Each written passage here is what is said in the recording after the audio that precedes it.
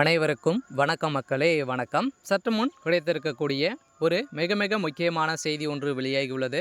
சற்று முன் உதயநிதி ஸ்டாலின் மனைவி வீட்டில் சிக்கிய மூட்டையாக 30,000 கோடி மேலே பார்த்திங்கன்னா சிக்கினதாக ஒரு செய்திகள் வெளியாகிருக்கு. ஸோ இதை பற்றி தான் அந்த வீடியோவில் நம்ம முழுமையாக பார்க்க போகிறோம்.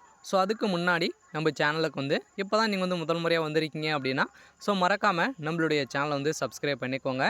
ஸோ வாங்க வீடியோக்குள்ளே போகலாம். ஸோ பார்த்திங்கன்னா உதயநிதி ஸ்டாலினுடைய மனைவி கீர்த்திகா அவர்கள் பார்த்திங்கன்னா ஏற்கனவே ஒரு வழக்கில் வசமாக சிக்கியிருந்தாங்க இல்லையா. ஸோ இந்த வழக்கை தொடர்ந்து அவருடைய சம்மந்தப்பட்ட அனைத்து இடங்களிலும் உதயநிதி சம்மந்தப்பட்ட அனைத்து நிறுவனங்களிலும் பார்த்திங்கன்னா சோதனைகள் நடைபெற்று வருவதாக செய்திகள் வெளியே இருந்துச்சு.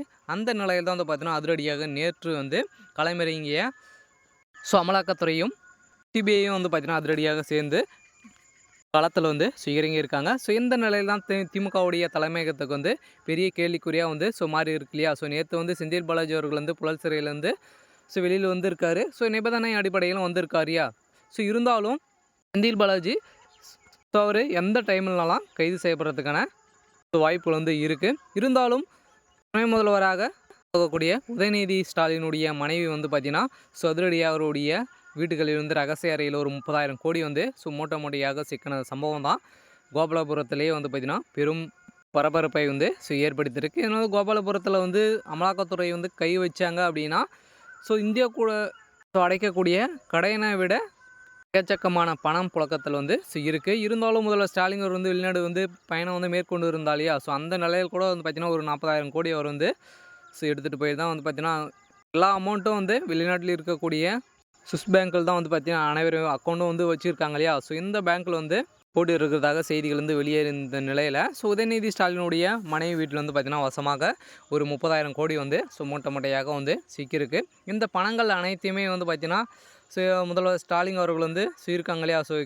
அமைச்சர்கள் அனைவருமே இருக்காங்க. அமைச்சர்கள் அனைவருமே பார்த்திங்கன்னா வாரம் பார்த்திங்கன்னா ஒரு 100 கோடிக்கு மேலே துணை முதல்வர்களுக்கு கொடுத்துட்டு வருவதாக செய்திகள் வெளியேறிச்சு.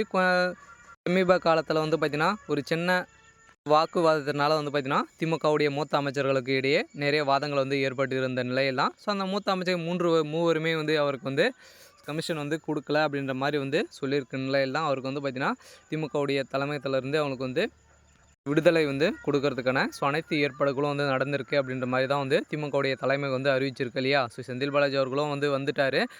திமுகவுடைய ஒரு முக்கிய புள்ளியாக தான் செந்தில் பாலாஜி அவர்கள் இருந்து வரப்போகிறார் இல்லையா. இருந்தாலும் அவர் எந்த டைமில் கைது ஆகுவார் அப்படின்னு தெரியல. இருந்தாலும் உதயநிதி ஸ்டாலினுடைய மனைவி பார்த்திங்கன்னா அதிரடியாக கைது செய்யப்பட்ட சம்பவம் பெரும் பரபரப்பை ஏற்படுத்தியிருக்கு.